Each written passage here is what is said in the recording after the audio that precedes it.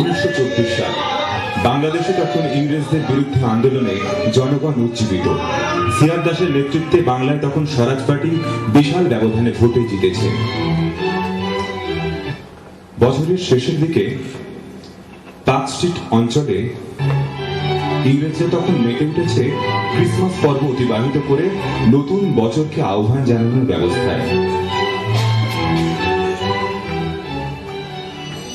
কলকাতা শহরের উত্তরে দক্ষিণেশ্বরে কিছুদিন আগে লীলা করে গেছেন পরম পুরুষ শ্রী শ্রী রামকৃষ্ণ।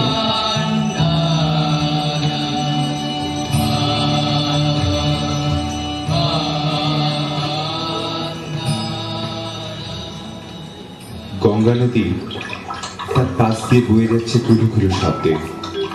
দক্ষিণেশ্বরের পাশে গঙ্গা তীরে আরিয়াদহ অঞ্চল।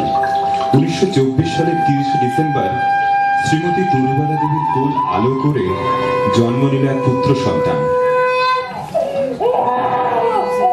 ঠিক দুপুর 12:20 দিনটা ছিল মঙ্গলবার। ছেলের নাম রাখা হলো রঞ্জিত, আদর করে রনু। তখন কলকাতায় বিজলি বাতি এসে গেছে গ্যাস বাতিকে সরিয়ে দিয়ে। সাহেবদের কোম্পানি কলকাতা ইলেকট্রিক সাপ্লাই কর্পোরেশনে উচ্চ পদে আসীন শ্রী সর্বরঞ্জন গঙ্গোপাধ্যায় রঞ্জিতের বাবা। তার দুই কাকার মধ্যে একজন অবনিরঞ্জন স্বাধীনতা আন্দোলনে ঝাঁপিয়ে পড়েছিলেন, অন্য কাকা নিরঞ্জন সুরের চর্চায় ছিলেন মগ্ন। পরবর্তীকালে তার কাছেই সঙ্গীত শিক্ষার হাতে খড়ি ছোট্ট রনুর।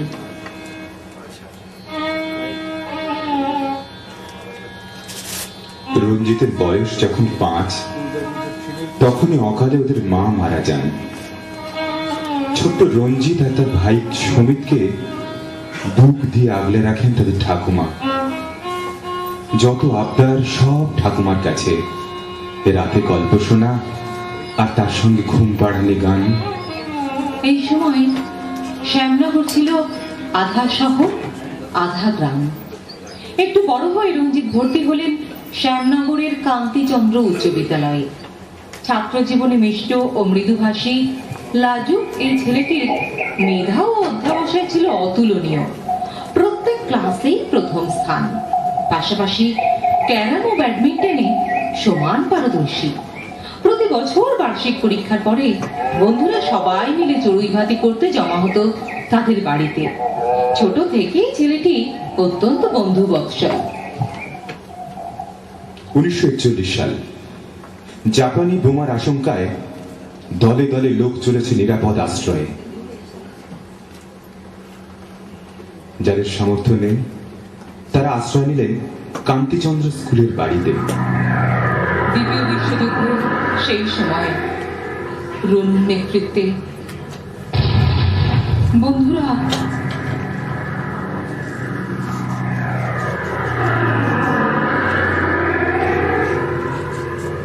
সেই অঞ্চলের বাড়ি বাড়ি গিয়ে চাল ডাল আনাজপাতি ভিক্ষা করে আনত। স্কুল প্রাঙ্গণে রান্না করে বিতরণ করত তারা আশ্রিতদের মধ্যে। এদিকে স্কুলের পঠন পাঠন ব্যবস্থা তখন প্রায় ভেঙে পড়েছে। সেই সময় প্রধান শিক্ষক হয়ে এলেন শ্রী অমূল্যধন বন্দ্যোপাধ্যায়। তার সময়ে 1942 সালে কান্তিচন্দ্র উচ্চ বিদ্যালয় থেকে ম্যাট্রিক পরীক্ষায় রনু উত্তীর্ণ হন প্রথম বিভাগে। চলে এলেন কলকাতায়, ভর্তি হলেন রিপন কলেজে ইন্টারমিডিয়েট পড়তে, সেখানে প্রথম বিভাগ। কলকাতা বিশ্ববিদ্যালয় থেকে বিজ্ঞান শাখায় ডিস্টিংশন নিয়ে স্নাতক 1943 সালে। এই ফলাফলের জেরে কলকাতা বিশ্ববিদ্যালয়ে উদ্ভিদ বিদ্যায় এমএসসি পড়ার সুযোগ পান, কিন্তু চাকরির প্রয়োজনে তা গ্রহণ করা গেল না। নিয়মিত পড়াশোনার পাশাপাশি সংস্কৃত শিক্ষার প্রতিও রঞ্জিতের আগ্রহ লক্ষ্য করা যায়। 1946-47 সালে বিশ্বভারতী লোকশিক্ষা সংসদের আত্মমধ্য পরীক্ষা পাশ করেন। তার প্রশস্তিপত্রে স্বাক্ষর করেছিলেন রবীন্দ্রনাথের পুত্র স্বয়ং রথীন্দ্রনাথ ঠাকুর। কলেজে পড়ার সময় থেকে রঞ্জিত আগ্রহী হয়ে ওঠেন জ্যোতিষ শাস্ত্র নিয়ে এবং জীবনের শেষ দিন পর্যন্ত এই বিষয়টি নিয়ে গবেষণা করে গিয়েছেন তিনি। পরবর্তী সময় এক জায়গায় তিনি বলেছেন, প্রাচীন অনেক কিছুই নষ্ট হয়ে গেছে আমাদের, আর নয়, যা আছে তার সংরক্ষণ ও পুষ্টির জন্য সময় এসেছে এমন অনেক জ্যোতিষী আছেন যারা বিভিন্ন বিষয়ের উপর কাজ করছেন, কিন্তু প্রকাশ ও প্রচারের অভাবে সেগুলো জ্যোতিষ সমাজে অজ্ঞাত থেকে যাচ্ছে। এই অভাববোধ থেকেই তিনি সম্পাদক হিসেবে আরো কয়েকজনকে নিয়ে প্রতিষ্ঠা করেছিলেন West Bengal college of astrology. এছাড়াও সভাপতি ছিলেন তিনি ইন্ডিয়ান ইনস্টিটিউট অফ অ্যাস্ট্রোলজির। রঞ্জিত বিজ্ঞান নিয়ে পড়াশোনা করলেও সাহিত্য ও খেলাধুলার প্রতি তার আগ্রহ ছিল ছোটবেলা থেকে। 1949 সালে শ্যামনগর থেকে প্রকাশিত নৈতিক পত্রিকায় তার প্রথম লেখা পৃথিবী পত্রপুর প্রকাশিত হয়। 1955 সাল কল্পনা ও বাস্তব নামে একটি হাতে লেখা সচিত্র ত্রৈমাসিক পত্রিকায় তার লেখা রবীন্দ্র সাহিত্যে বিজ্ঞান অনেকের দৃষ্টি আকর্ষণ করে। এই লেখায় তিনি তার সাহিত্যে আরাধ্য দেবতার প্রতি শ্রদ্ধা নিবেদন করেছেন। এইভাবে তিনি লেখেনের জায়গায় রবীন্দ্রনাথ হলেন পৃথিবী। পৃথিবীর যেমন একটা সামান্য ভূমিখণ্ডের অধিকারী হতে পারি, রবীন্দ্র চিন্তাধারার সামান্যাংশের মাত্র মর্মার্থ খুঁজে পাওয়া যায় একজনের পক্ষে। রবীন্দ্রনাথ হলেন সূর্য। সূর্যের কিরণ অনেকগুলো রঙের সমষ্টি, তার মধ্যে দৃশ্য শতত 7টা রঙের, কিন্তু এর বাইরেও আছে অসংখ্য অদৃশ্য রশ্মি। রবীন্দ্র রশ্মিও সেরকম অসংখ্য কিরণের সমন্বয়ে গঠিত। খেলাধুলার প্রতিও তার প্রবল আগ্রহ। ব্যাডমিন্টন, ক্যারাম এবং তাসের ব্রিজ খেলায় অনেক জাতীয় পর্যায়ের প্রতিযোগিতায় অংশ নিয়ে বহু কাপ মেডেলে তিনি জিতেছেন। 24 পরগনা স্পোর্টস অ্যাসোসিয়েশনের সুপারম্যান রেফারি অ্যাসোসিয়েশন, এখান থেকে 1948 সালে ব্যাডমিন্টন আম্পায়ার হিসেবে তিনি স্বীকৃতি পেয়েছিলেন।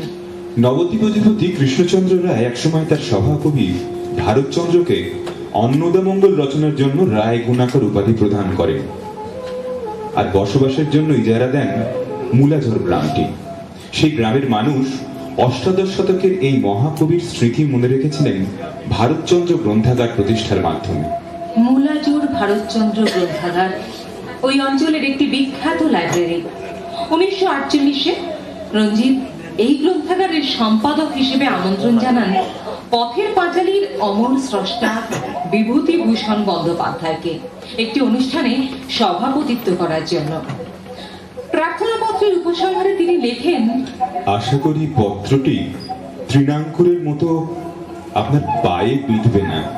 আমন্ত্রণ পত্র পড়ে বিভূতিভূষণ এতই প্রীত হয়েছিলেন যে তিনি বলে উঠেছিলেন, যে গ্রন্থাগারের সভ্যের পত্র সাহিত্যে এত নিপুণতা, সে গ্রন্থাগারে তো যেতেই হচ্ছে। 50 দশকের শুরুতে ওয়েস্ট বেঙ্গল সিভিল সার্ভিসেস পরীক্ষায় কৃতকার্য হয়ে সার্কেল অফিসার হিসেবে তিনি যোগ দেন বীরভূমের দুবরাজপুরে। পরে রামপুরহাটে বছর 4 কাটিয়ে বসিরহাটের সন্দেশখালীতে স্পেশাল সার্কেল অফিসার হিসেবে তিনি যোগ দেন। সেই সময় 1955 সালের 9 মার্চ কলকাতার মুক্তারাম বাবু স্ট্রিটে শ্রী রাখাহরি চট্টোপাধ্যায় এবং শ্রীমতী নির্মলার ষষ্ঠ কন্যা সুমিত্রার সঙ্গে বিবাহ বন্ধনে আবদ্ধ হন। বিয়ের বাসরে রঞ্জিতের উদাত্ত কণ্ঠে গাওয়া রবীন্দ্রসঙ্গীত বাজরে বাঁশুরি বাজো, এই গানটির কথা এখনো তাঁর পরিবারের অনেক সদস্যেরই মনে রয়েছে। সরকারি অফিসার হলেও সংস্কৃতি ও খেলাধুলোয় আগ্রহ তার কখনোই কমেনি। 1955 সালে বসিরহাটে প্রথম আদিবাসী ক্রীড়া সম্মেলনের মূল উদ্যোক্তা এবং আয়োজক ছিলেন তিনি। বিখ্যাত সাহিত্যিক সৈয়দ মুস্তাফা সিরাজ এক জায়গায় তার স্মৃতিচারণ করতে গিয়ে বলেন, মফস্বলে যারা প্রশাসনিক উচ্চ পদে থাকেন তারা সাধারণত রাশভারী মানুষ হন এবং নিজেদের কর্তব্যের বাইরে পা বাড়াতে চান না, কিন্তু রঞ্জিত বাবু নিছক প্রশাসক নন। মানুষ হিসেবে তিনি ছিলেন উদার, প্রগতিশীল, সমাজ সংস্কৃতির প্রতি দায়বদ্ধ। আমার মনে হয়েছিল তিনি একজন ব্যতিক্রমী মানুষ। বিয়ের পর তিনি ব্যারাকপুর কোর্টের প্রথম শ্রেণীর ম্যাজিস্ট্রেট হিসেবে কার্যভার গ্রহণ করেন। বিচারক হিসেবে এখান থেকেই তার প্রত্যক্ষ কর্মজীবন শুরু হয়। একজনের স্মৃতিকথায় কোনো একটি অনুষ্ঠানে জনৈক কর্মকর্তার সন্দেহজনক চালচলনের প্রতি তার দৃষ্টি আকর্ষণ করা হলে তিনি বলেছিলেন, বৃহৎ কাজে আলোর পাশে ছায়া থাকবেই, কাঁটা বাদ দিয়ে গোলাপ ফুল সম্ভব নয়। তখন সেই বক্তার নীতিবোধ যদিও আহত হয়েছিল, কিন্তু অভিজ্ঞতার পরিপ্রেক্ষিতে পরে তিনি বুঝেছিলেন কথাটি একেবারে নির্মম ভাবে সত্য। তিনি মানুষকে বিচার করতেন তার কথার মাধ্যমে নয়, তার কাজের মাধ্যমে। 1968 সাল শিয়ালদহ পুলিশ কোর্টের ম্যাজিস্ট্রেট হিসেবে যোগদান করেন তিনি। এই সময়টি তার মতে ছিল তার জীবনের উজ্জ্বলতম অধ্যায়। এই সময় একটি ভয়াবহ বন্যার পর সব ধরনের কর্মীদের নিয়ে একটি রিলিফ কমিটি গড়েন ও মাননীয় রাজ্যপাল ধর্মবীরের হাতে তিনি 10,000 টাকা তুলে দেন। 1969-এর 16ই এপ্রিল একটি বিখ্যাত মামলা তাকে দক্ষ প্রশাসক হিসেবে চিহ্নিত করে দেয়। কাশীপুর গান অ্যান্ড শেল ফ্যাক্টরিতে গুলি চালানো সম্পর্কে তিনি যে দৃঢ় এবং সুচিন্তিত রায় দেন তা তাকে সৎ এবং দক্ষ প্রশাসক হিসেবে খ্যাতি এনে দেয়। এই সময় তিনি লেখেন তার প্রথম বই অ্যাপ্লাইড ক্রিমিনাল ল। 70-এর দশক তিনি ব্যারাকপুরের মহকুমা শাসক হিসেবে কার্যভার গ্রহণ করেছেন। এই সময় 1972-এ 7 দিন ব্যাপী ব্যারাকপুর মহকুমার সাংস্কৃতিক সম্মেলনের সূচনা করেন তিনি। এই ধরনের অনুষ্ঠান ওই একবারই হয়েছিল। শ্রীজীব ন্যায়তীর্থ থেকে শুরু করে সে সময় মুক্তিযুদ্ধের খবর পড়ে বিখ্যাত সংবাদ পাঠক দেবদুলাল বন্দ্যোপাধ্যায় এরকম বহু কৃতি মানুষ সম্বর্ধিত হয়েছিলেন সেই অনুষ্ঠানে। পাহাড়ি সান্যাল ডেমনস্ট্রেট করে দেখিয়েছিলেন কিভাবে অভিনয় করতে হয়। তারপর মহকুমা শাসক হিসেবে আসেন কান্দিতে তিনি। এই সময় এখানকার খেলাধুলা, সাহিত্য সংস্কৃতি, লোক সংস্কৃতি কি কৃষি সমবায় সর্বত্র এক ব্যাপক পরিবর্তন আনার কাজে ব্রতী হন তিনি। এই সময় তিনি পাশে পেয়েছিলেন তার জুনিয়র অফিসার উদয় ভাদুরীকে, যিনি আজ আমাদের মধ্যে রয়েছেন। বিখ্যাত সাহিত্যিক সৈয়দ মুস্তাফা সিরাজ আরো এক জায়গায় বলেছেন, কান্দিতে রঞ্জিত বাবুর করে আসা অসংখ্য ভালো কাজের মধ্যে আমার 3টি কাজের কথা মনে পড়ছে। একটি অনুষ্ঠানে রঞ্জিত বাবুর আমন্ত্রণে কান্দি গিয়ে তার প্রতি আমার শ্রদ্ধা বেড়ে যায়। সেটি হচ্ছে কান্দির আদালত চত্বরে রামেন্দ্র সুন্দর ত্রিবেদীর মূর্তির উদ্বোধন। আমাকে মূর্তির আবরণ উন্মোচন করার জন্য রঞ্জিত বাবু নিয়ে গিয়েছিলেন। কলকাতা থেকে আমার সঙ্গে গিয়েছিলেন ডক্টর ক্ষুদিরাম দাস। বাংলা সাহিত্য সংস্কৃতির ক্ষেত্রে রামেন্দ্র সুন্দরের অবদানের কথা তো আর নতুন করে না লিখলেও চলে। রামেন্দ্র সুন্দরের জন্মস্থান ছিল কাঁদি। সেখানকার পরিমণ্ডলে তার একটি মূর্তি প্রতিষ্ঠা করে তাকে সম্মান জানানো একটি ঐতিহাসিক কর্তব্য। এই কাজটা কান্দির মানুষরা বা আগেকার কোনো প্রশাসক করতে পারেননি। বাইরে থেকে গিয়ে এটা উপলব্ধি করেন রঞ্জিত বাবু। তার এই অবদান অনস্বীকার্য। আর একটা কথা, যেখানে তিনি লোকায়ত শিল্পী সংসদ তৈরি করেছিলেন, এই সংসদে কান্দির কার্যালয় উদ্বোধন করতে গিয়ে আমি কান্দি গিয়েছিলাম। কান্দির হিজল জায়গাটা আমার খুব প্রিয়। হিজল নিয়ে আমি একটা উপন্যাসও লিখেছিলাম। এটা খুব দুর্গম এলাকা। হিজলের পটভূমিকায় তারাশঙ্করের উপন্যাস আপনারা সবাই জানেন। হিজল মায়াময়, মোহময়, অথচ দুর্ধর্ষ মানুষদের বসবাস। ওখানে 1974-75 সালে প্রাচীন প্রাগৈতিহাসিক বন্য শক্তির আবেগ কাজ করত। ওই হিজলে প্রথম উন্নয়নের সূচনা হয় রঞ্জিত বাবুর হাত ধরে। ভূমিহীন কৃষকদের নিয়ে সমবায় সমিতি তৈরি করে তিনি এক ইতিহাস সৃষ্টি করেন। এখন সে সমিতি নেই, কিন্তু বিদ্যুৎ গেছে, জল গেছে, হাই স্কুল হয়েছে। এর সূচনা সেই রঞ্জিত বাবুর হাতেই। এরকম জায়গার মানুষের মধ্যেও তিনি উদ্দীপনা সঞ্চারিত করতে পেরেছিলেন। বিখ্যাত রাজনৈতিক ব্যক্তিত্ব দেবব্রত বন্দ্যোপাধ্যায় বলেছেন, 1977 সালে আমি তখন বিধায়ক আর মন্ত্রী। যতদূর মনে পড়ে 1978 সালে একবার প্রচন্ড বন্যা হয়েছিল। কান্দির অবস্থা ভীষণ খারাপ হয়।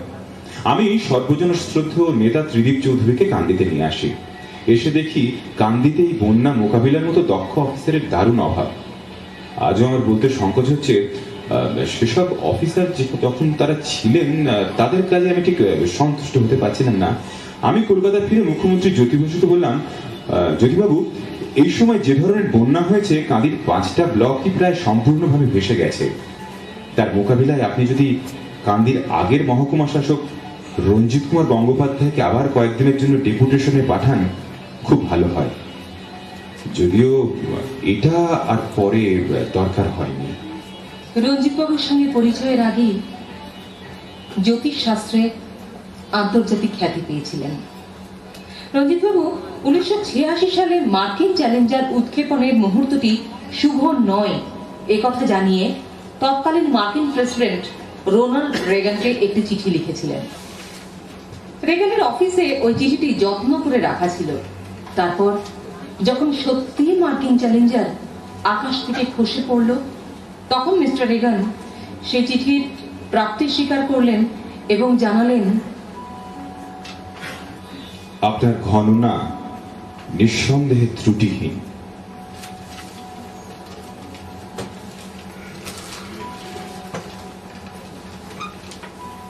Life is a journey. এই জীবন একটা বিরাট চলা। এই যাত্রার জন্য চাই গতি। বিশ্বজগতের সর্বত্রই এই যাত্রার আদেশ। যাত্রা করো, যাত্রা করো যাত্রী দল, এসেছে আদেশ, বন্দরের কাল হলো শেষ। এই যাত্রার আদেশিত মহাকালের চিরন্তন আদেশ। যে যাত্রা করিয়াছে সেই পরমকে পাইয়াছে, যে মধ্যপথে থামিয়াছে সে পায় নাই। কিন্তু চলা যাহার থামে নাই, সে কবে বঞ্চিত হইয়াছে।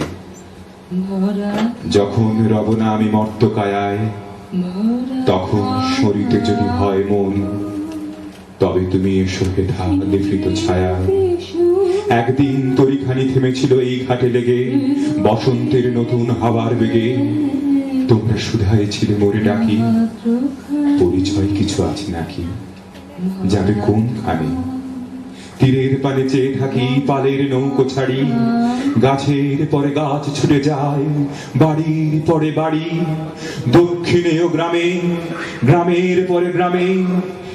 ঘাটের পরে ঘাটগুলো সব পিছিয়ে চলে যায়, ভোজ বাজেরই প্রায়।